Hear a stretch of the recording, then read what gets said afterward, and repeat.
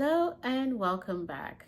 I am Dr. Lim. Do you have a child who seems to have anxiety about a food that maybe they ate in the past and now they want nothing to do with it? So this video is for you. Today I will explore food phobias and give you some practical strategies on how you can start getting your kids to eat some of those foods that maybe they ate before or tried before and now they want nothing to do with it.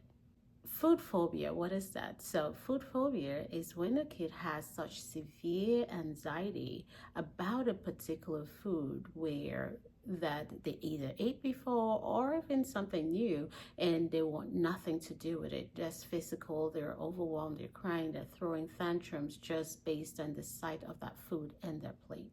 So why does this happen? Typically, it's a food that they've either tried before and had a poor sensory response to it, either the texture or the smell just kind of threw them off, or they had a choking or gagging episode with that particular food, or maybe vomiting even with the food where they ate the food and then they vomited, and the next time it is just they don't want to eat it anymore. They're just so afraid of it based on that previous experience. So at the sight of that food, it brings back the memory of that previous experience, and they target as that's a no-go zone, it's dangerous, I don't want to eat it, which rightfully so, because that's our body's mechanism, a way of helping us or avoid us from eating stuff that is our bodies do not tolerate. I've seen a case like this sometimes even with kids who end up with food allergies, where they may have put the food in their mouth and then refused it because they had that tingling or itchy sensation in their mouth with the foods. And when we continue getting them to eat it until they break out in that rash, and then we say,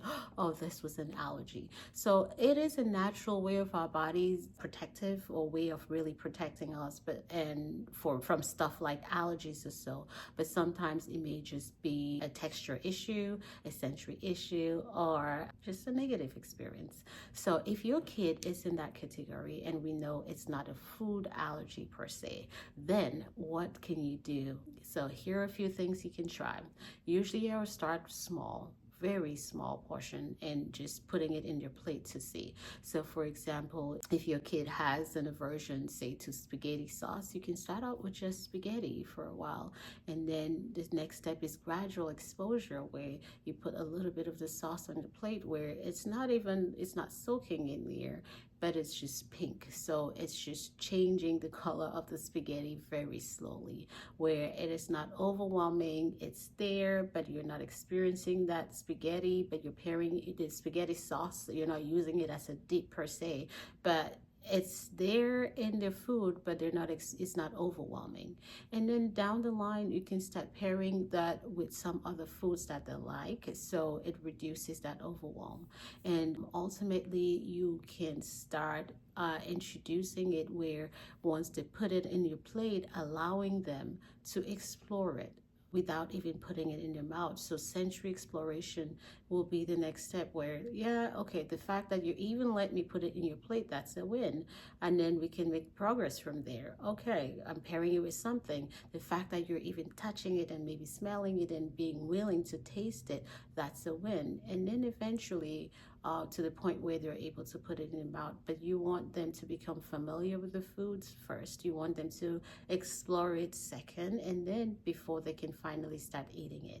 Be mindful that this takes time, and you want to progress slowly, because once you hasten this process, it could backfire on you, where you go too fast and then they have yet another negative experience, and then good luck with trying it again. So with anything, especially when it comes with food phobias and stuff, you have to be very slow and celebrate every step of the way. Because remember, the child is coming from a place of a negative experience, and our goal is trying to change or switch that to a positive one. So we don't want to use pressure when we are trying to do that. So let me know what your experience is with food phobias. If do you have a kid who has a food phobia, what's your experience with that? Put your comment in the chat box. I'd like to help you. I'd like to know what issues you've faced with food phobia. As always, I'm Dr. Lim. Don't forget to like, share, and subscribe. I'll see you in the next video.